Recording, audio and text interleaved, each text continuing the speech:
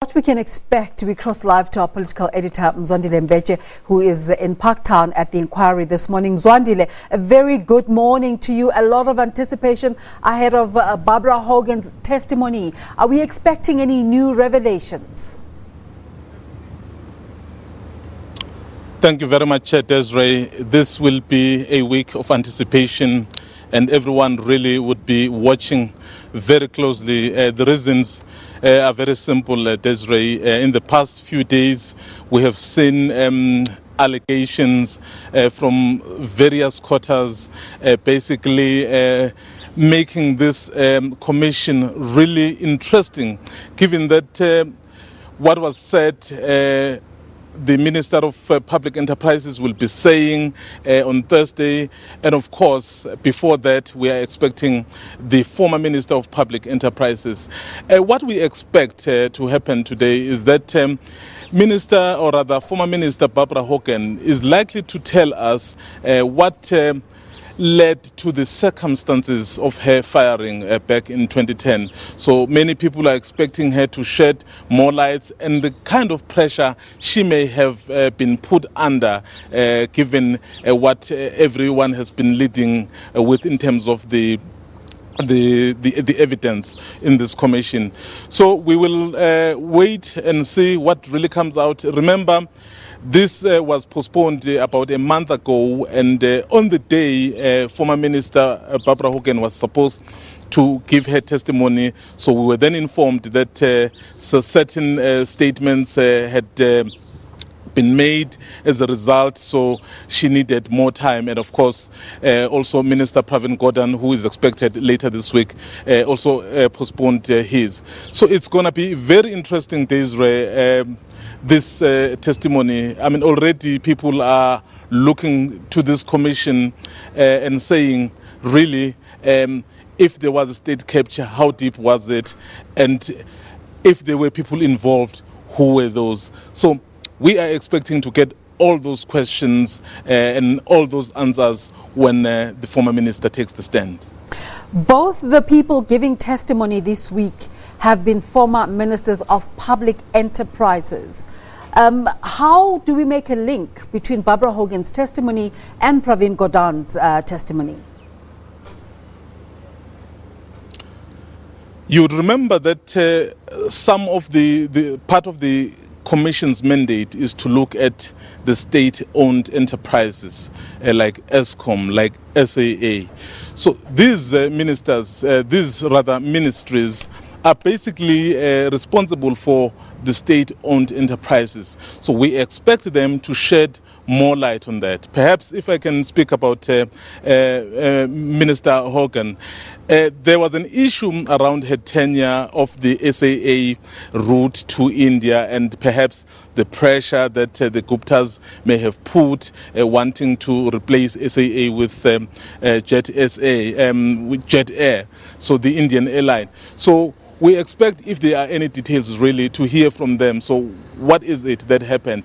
And later on, as you have said, Minister Gordhan will also take the stand. Later on, we may hear issues relating to Eskom. So basically this week we'll touch on the state-owned enterprises, because these ministers are dealing specifically with the SOEs. So whatever evidence, it will perhaps shed more light on what exactly was going on with the state-owned enterprises. I mean, our state-owned enterprises currently, Desiree, are certainly not in the best of shape. That is why when the new finance minister basically said, as far as he's concerned, he thinks we need to close down SAA, because in his view, it will be very, very difficult to redeem it. So it will then be helpful to the public to know the kind of rot, if indeed there is,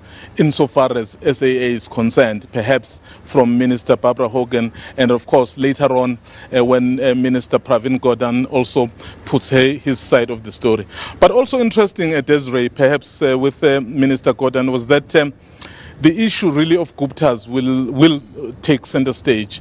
There was a situation where people felt perhaps Minister Gordon had said he did not meet them in the parliamentary reply, but later on he did then say, well, there was a meeting where he says the Guptas were there. So all those things will come to the fore, and the public will really be better informed going forward.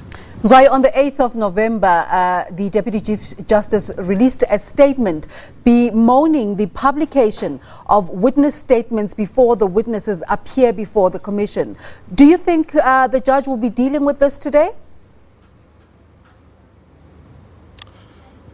Having seen how the Deputy Chief Justice normally conducts his business, I can tell you, Desiree, that I think at the beginning of this commission today, he probably would issue a stern warning to all those who leak the statements to the media or to interested parties, because as far as the commission is concerned, it is the only one that can be able to give permission in the event that a certain statement needed to be made public.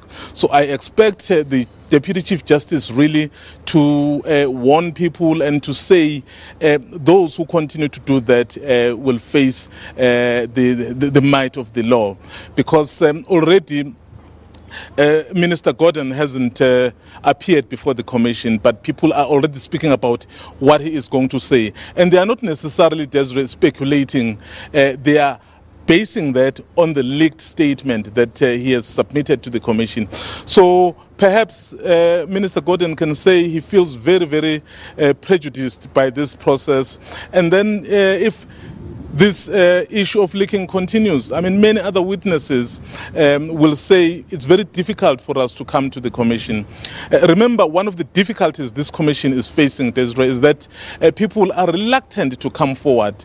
And that's why every time this commission sits, the judge would always make a clarion call to say anyone who can assist this process must come forward. But if people come forward and then they find themselves splashed all over the media, so it will be very difficult. So in the process then, it will hinder the work of the commission. That is why I believe strongly that the chairperson of the commission, Judge Zondo, will issue a very strong warning to all those to say they must desist from that, because they are hindering the work of the commission. Mzwai, like I always ask you in these scene setters of ours, we keep saying that this testimony is anticipated, but is there any indication in terms of the attendance at the venue in Parktown to show that it really is? And when we got in here, Desiree, there were some people perhaps from the outer, and I think they are just across the gate. Already they are protesting, showing placards. But in terms of the public interest coming, we haven't seen any indication.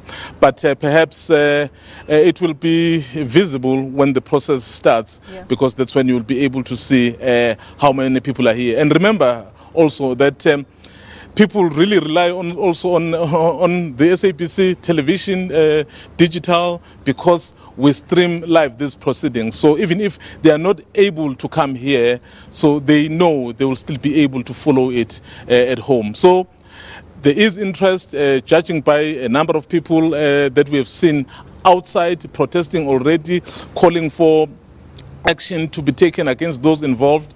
But in terms of who will attend here, it's not clear at this stage, Desiree. Well, and the scheduled time is 10 a.m. this morning, and if it changes, we will be sure to be there for you. But that's Mzwandile Mbeje, our political reporter, coming to you from Parktown at the venue of the State Capture Commission. Now, the SACP leader